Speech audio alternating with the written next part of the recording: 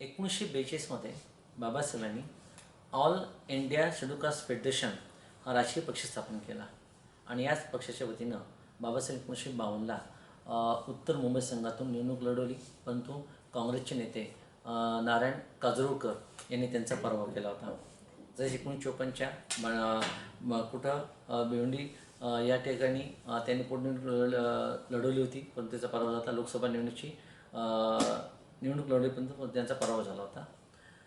1900 कधी तर बाबासाहेब 1942 दरम्यान व्हाईसरॉयच्या कार्यक्रमामध्ये बाबासाहेब मजूर मंत्री, कामगार मंत्री म्हणून त्यांनी काम बघितलं. 1942 ते 46 दरम्यान बाबासाहेबांनी काय केलं असेल तर त्यांनी कामगार मंत्री म्हणून त्यांनी काम केलं होतं, कार्य केलं होतं. 1945ला बाबासाहेबांनी पीपल्स एज्युकेशन सोसायटी स्थापन केली. 1945ला 1945ला 1946ला बाबासाहेबांनी सिद्धार्थ कॉलेज ऑफ आर्ट हे कलाविषयक कॉलेज सुरू केलं मुंबईला. 1947ला नेहरू मंत्रिमंडळात भारताचे पहिले कायदामंत्री बाबासाहेबांनी शपथ घेतली होती. 29 ऑगस्ट 1947ला बाबासाहेबांनी काय केलं असेल तर 29 ऑगस्ट 1947ला बाबासाहेबांची घटनेच्या मसुदा समितीचे अध्यक्ष म्हणून त्यांची नेमणूक झाली. 29 ऑगस्ट 1947ला 1948ला बाबासाहेबांनी काय केलं, दुसरा विवाह केला. 1935मध्ये पहिली पत्नी रमाबाई यांचं निधन झालं होतं आणि त्यानंतर डॉक्टर शारदा कबीर म्हणजे सविता कबीर म्हणजेच माईसाहेब यांच्याशी विवाह केला. 1948ला 15 एप्रिलला. 1949ला 1949ला बाबासाहेबांनी 24 एप्रिल 1949ला हिंदू कोड बिल विधेयक मांडलं होतं. हिंदू कोड बिल, परंतु हिंदू कोड बिल ते विधेयक पारित न झाल्यामुळं बाबासाहेबांनी काय केलं, 27 सप्टेंबर 1951ला आपल्या केंद्रीय कायदा मंत्रिपदाचा राजीनामा देऊन टाकला होता. 1950ला बाबासाहेबांनी औरंगाबाद या ठिकाणी मिलिंद महाविद्यालय स्थापन केलं. कोणतं? मिलिंद महाविद्यालय. 1950ला कोलंबो या ठिकाणी जागतिक बौद्ध धर्मपरिषद भरली होती. त्या ठिकाणी डॉक्टर बाबासाहेब आंबेडकर उपस्थित होते, भारतीय संघ प्रतिनिधी म्हणून उपस्थित होते. 1951ला बाबासाहेबांनी बौद्धजन महासंघ स्थापन केला. 1951ला बौद्धजन महासंघ स्थापन केले बाबासाहेबांनी. 1952ला बाबासाहेब पश्चिम बंगालमधून राज्यसभेत निवडून गेले. 1952मध्ये पश्चिम बंगालमधून राज्यसभेत निवडून गेले. 1953ला बाबासाहेबांनी Siddharth college of commerce and economics हे वाणिज्यविषयक कॉलेज सुरू केलं होतं मुंबईत 1953ला. 1954ला बाबासाहेब रंगूनच्या जागतिक बौद्ध धर्मपरिषदेमध्ये भारतीय अस्पृश्यांचे प्रतिनिधी डॉक्टर बाबासाहेब आंबेडकर उपस्थित होते. 1954 लक्षात ठेवा. डॉक्टर बाबासाहेब आंबेडकर असे पहिले समाजसुधारक आहेत की त्यांनी बघा विशेष कृषीविषयक अभ्यास करताना त्यांची काही मतं होती. त्यांच्या मते काय की कृषीला उद्योग म्हणून ज्या पायाभूत सुविधा ज्या आहेत त्या पुरवल्या तर शेतीचा विकास साध्य होईल.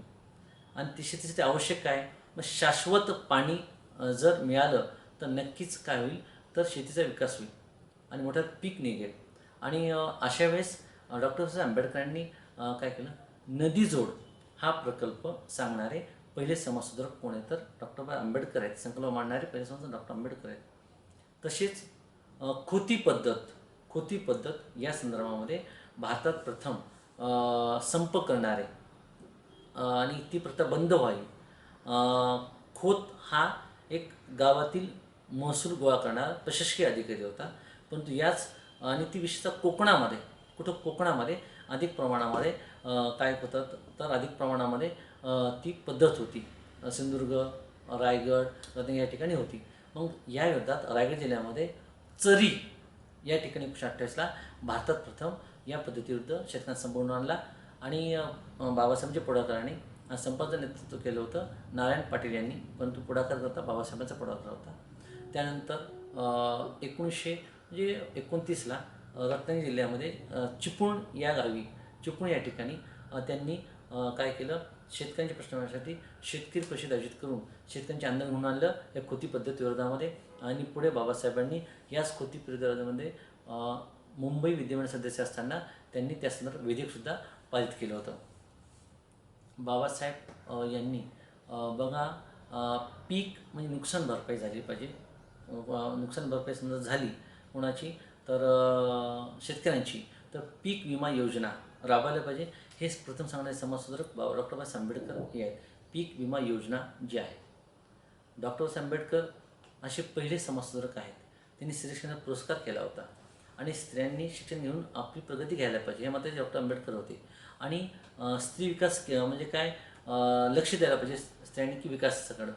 आणि स्त्री कामगाराबरोबरच जर स्त्री कामगार असेल तर पुरुषाप्रमाणे तिला वेतन मिळायला पाहिजेत, तसेच निवृत्ती वेतन मिळायला पाहिजेत.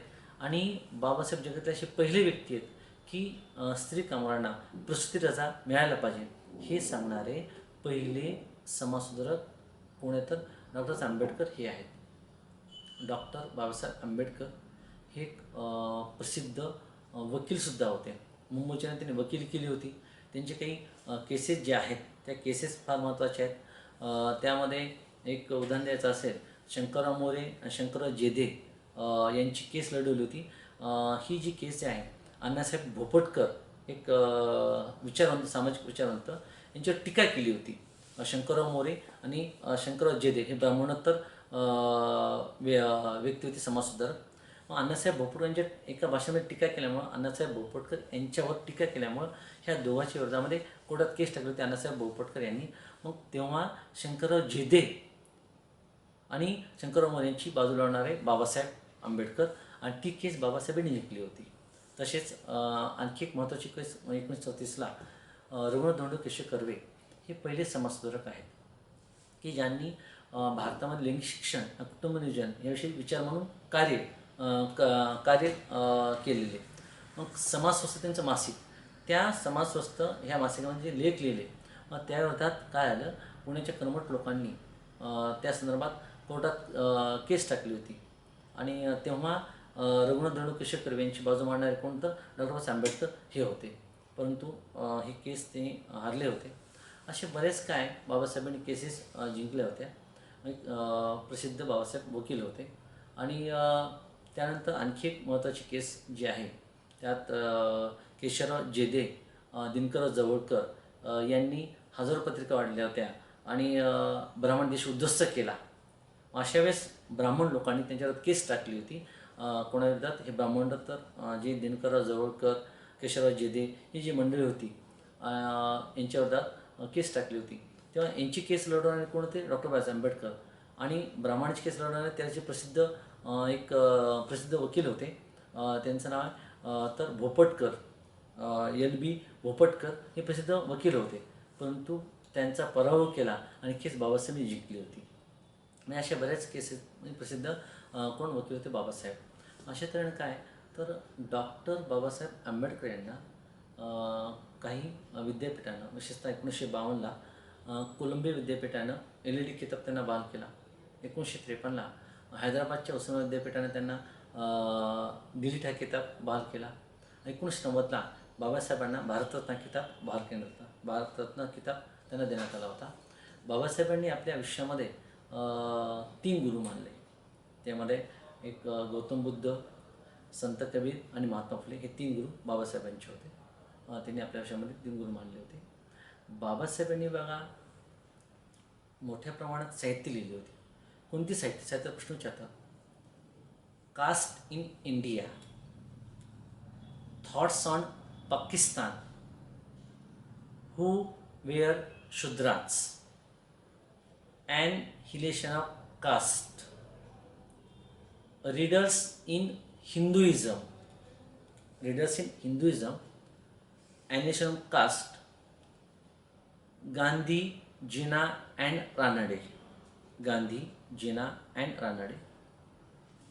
त्यानंतर लिंग्विस्टिक स्टेट्स इन इंडिया हे पुस्तक, त्यानंतर Maharashtra as a linguistic state, हे त्यांचं पुस्तक. त्यानंतर फेडरल विरुद्ध फ्रीडम हे त्यांचं पुस्तक. त्यानंतर त्यांनी बुद्धिझम अँड कम्युनिझम हे त्यांनी पुस्तक लिहिलं. बुद्धिझम अँड कम्युनिझम हे त्यांचं पुस्तक होतं. त्यानंतर बघा प्राचीन भारताचा व्यापार, त्यानंतर history of Indian currency and banking, history of Indian currency and banking हे त्यांचं पुस्तक. आणि त्यांच्या मृत्यूनंतर जो ग्रंथ प्रकाश झाला, बाबासाहेबांचा मृत्यू दिल्लीला 6 डिसेंबर 1956ला मृत्यू झाला. त्यापूर्वी बाबासाहेबांनी काय केलं, 14 ऑक्टोंबर 1956ला नागपूरला श्रीलंकेचे चंद्रमणी महास्थिर यांच्याकडून बौद्ध धर्म स्वीकारला. कधी? 14 ऑक्टोंबर 1956ला श्रीलंकेचे चंद्रमणी महास्थिर यांच्याकडून त्यांनी बौद्ध धर्म स्वीकारला. बाबासाहेबांच्या मृत्यूनंतर 1957ला त्यांचा बुद्ध आणि धम्म हा ग्रंथ प्रकट झाला. प्रश्न येऊन गेला आहे की डॉक्टर साहेबांच्या मृत्यूनंतर ग्रंथ कोणता प्रकट झाला, तर बुद्ध आणि धम्म हा 1957ला त्यांच्या मृत्यूनंतर हा ग्रंथ प्रकट झाला. ही अत्यंत महत्त्वाची समाजसुधारक जे आहेत आपण बघितलेले आहेत. महर्षी धोंडो केशव कर्वे, गोपाळकृष्ण आगरकर, त्यानंतर शाहू महाराज, महात्मा फुले आणि त्यानंतर काय तर डॉक्टर आंबेडकर. ह्या 5 समाजसुधारक मोठ्या प्रमाणात तुम्हाला काय परीक्षेमध्ये त्यांची जन्म, मृत्यू आणि डिटेलमध्ये प्रश्न विचारले जातात त्यांच्या कार्यावर. इतर जे समाजसुधारक जे आहेत, इतर समाजसुधारक जवळपास 40 ते 25 समाजसुधारक आहेत. ते 40 ते 25 समाजसुधारकाचा अभ्यास करताना तुम्हाला कशा प्रश्न विचारतात, आत्तापर्यंत माझ्या अनुभवानुसार मी असं बघितलेलं आहे, हे पहिले 5 समाजसुधारक जन्ममृत्यू विचारतात, बाकीचे कमी रेट विचारलेले. त्यानंतर जे समाजसुधारकांचे कार्य आहेत, मग 40 ते 25 समाजसुधारक आहेत, त्या कार्यावर तुम्हाला प्रश्न विचारतात. प्लस जे समाजसुधारकांनी ज्या संघटना स्थापन केलेल्या आहेत त्या आधारित तुम्हाला प्रश्न विचारतात. समाजसुधारक संघटना जे स्थापन केल्या आहेत त्यावर प्रश्न विचारतात. त्यानंतर जे समाजसुधारक जे आहेत त्यांचे साहित्य जे आहेत, ग्रंथ ज्याच्यावर तुम्हाला प्रश्न विचारतात. त्यानंतर समाजसुधारकाबद्दल जी काही मतं प्रगट केलेली आहेत. आता उदाहरण काय, लोकशाहीचा आधारस्तंभ असं शाहूबद्दल कोणी म्हटलं, तर डॉक्टर आंबेडकरने म्हटलेलं आहे. म्हणजे इतरांची मत प्रकट केलेली आहेत त्याच्यानंतर मग प्रश्न विचारतात. तसेच जे विचार जे आहेत, म्हणजे समस्यांचे विचार जे आहेत ते विचाराबद्दल तुम्हाला प्रश्न विचारतात. आणि विचार म्हटल्यानंतर आता उदाहरणार्थ विज्ञानामध्ये ती गेली, ही शिक्षणविषयक विचार कोणाचा, महात्मा फुलेंचा आहे. म्हणजे अभ्यास करताना काय की ह्या गोष्टी माहीत असताना की कोणत्या घटकावर समस्या अभ्यास करायचा. फर्स्ट काय तुम्ही काय करणं आवश्यक आहे, 5 समाजसुधारक महत्त्वाचे आहेत ते करणं गरजेचं आहे. जन्ममृत्यू खूप डिटेलमध्ये त्याचं कार्य. त्यानंतर इतर समाजसुधारकांच्या कार्यावर प्रश्न विचारतात. प्लस संघटना किंवा संस्था. आणि आता आणखी एक महत्त्वाचं, ती संघटना किंवा संस्थाचा अभ्यास करताना त्यांची तत्त्व कोणती आहेत. म्हणजे आजकालच्या काही एक्झाममध्ये त्यांच्या तत्त्व प्रश्न विचारले आहेत. मग प्रार्थना समाज असेल, आर्य समाज असेल, जे काही आहेत, किंवा मग सदैव समाज असेल, संघटना असेल, ह्या संघटनेच्या संस्थेच्या तत्त्वावर तुम्हाला प्रश्न विचारले जातात. मग ती तत्त्व माहीत असणं गरजेचं आहे. त्यानंतर तुम्हाला समाजाचे विचार, मत प्रकट झालेले. याबरोबरच काय तर तुम्हाला जे सध्या कोणत्या समाजसुधारकांची जन्मशताब्दी वर्ष चालू आहे. आता अण्णाभाऊ साठे यांचा जन्म 1 ऑगस्ट 1920ला झालेला आहे. मग यावर्षी 100 वर्ष पूर्ण झालेली आहे. मग त्यानंतर तुम्हाला म्हणजे इतिहास परंतु करंटवर आधारित, म्हणजे तुम्हाला जे काही समाजसुधारक जे आहेत ते समाजसुधारक तुम्हाला प्रश्न विचारले जातात. म्हणजे आणि समाजसुधारक नेमकं काय वाचायचं, त्यामध्ये फर्स्ट 8वी ते 12वी, विशेषतः 11वी 12वी बोर्डाची पुस्तकं वाचून काढा. त्या 11वी 12वी बोर्डाची पुस्तकं फार महत्त्वाची आहेत. त्याच्यावर बरेच समाजसुधारक आहेत. त्यानंतर यशवंतराव मुक्तदेपडेचे आहेत, यशवंतराव चव्हाण मुक्तदेपडेचे पुस्तक वाचून काढा. आणि इंदिरा गांधी मुक्तदेपचे पुस्तक जे आहेत. आणि विश्वकोशमध्ये, मराठी विश्वकोशमध्ये जे काही समाजसुधारक आहेत त्या समाजसुधारकामध्ये शाहू महाराज असेल, आगरकर असेल, म्हणजे विश्वकोशाचा आधार घ्या. म्हणजे काय तुम्हाला खूप चांगल्या प्रकारे समाजसुधारक काय तर मार्क पडू शकतात. समाजसुधारक घटक पोलीस भरतीवर राज्यसेवेपर्यंत सगळ्याच एक्झामला आहे, म्हणजे फिक्स मार्क आहे. अशा तऱ्हेनं काय जर तुम्ही केलीत समाजसुधारक तर तुम्हाला नक्कीच त्याचा फायदा होऊ शकतो. आणखी तुम्हाला सांगायचं मी सांगतो की तुमची एक्झाम सप्टेंबर आणि ऑक्टोंबरला आहे. ह्या 2 एक्झामसाठी तुम्ही खूप चांगल्या प्रकारे तयारी तुमची झालेली आहे. फक्त एवढंच करायचं, कारण ह्या 2 महिन्यामध्ये तुमच्या ज्या 2 एक्झाम आहेत त्या एक्झाममध्ये तुम्हाला तुमचं टार्गेट ठेवून स्टडी करणं गरजेचं आहे. आता तुम्हाला उरलेले आहेत, आज ऑगस्ट महिन्यात सुरू होतो उद्यापासून. मग ऑगस्ट महिन्यामध्ये पूर्णपैकी पेपर सोल्युशन करणं आणि काय तर रिव्हिजन देणं याच्यात भर देत चला. कारण तुम्हाला खूप वेळ मिळालेला आहे आणि आता काय कोणती गोष्ट डोक्यात असणं गरजेचं आहे. मग शामरांचे आता प्रश्न तुमच्या डोक्यात असला, प्रश्न विचारला की तुम्हाला डोक्यात असणं गरजेचं आहे की उदाहरण काय की महर्षी धोंडो केशव कर्वे यांच्या बाबतीत का योग्य का अयोग्य आहे. मग 4 पर्याय असतात. तिथं विचार करत बसायचा नाही की हे का ते, फिक्स काय पाहिजे तुमच्या डोक्यात पाहिजे, नाही उत्तर हेच आहे.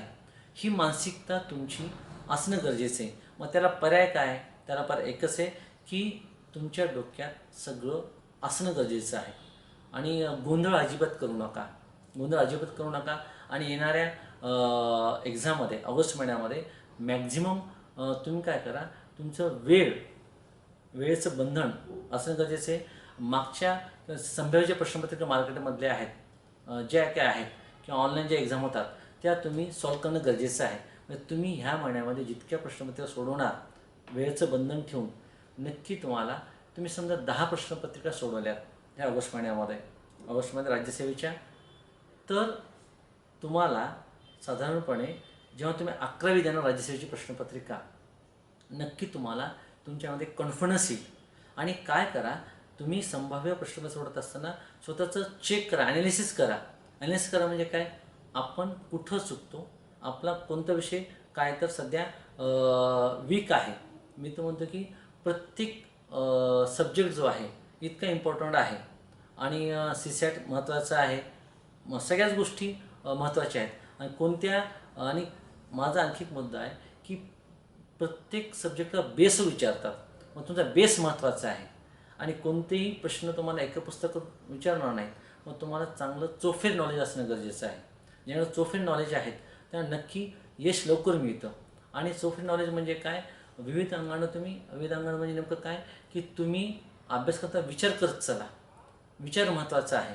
आणि हिस्ट्री असेल, राज्यशास्त्र असेल, पंचायत राज असेल, इंग्लिश असेल, त्यानंतर मराठी असेल किंवा मग अर्थशास्त्र असेल, जे काही सब्जेक्ट आहेत, तुमचा चांगला बेस पक्का झाला तर तुम्ही काय करू शकता, सहज चांगल्या प्रकारे प्रश्न सोडू शकता.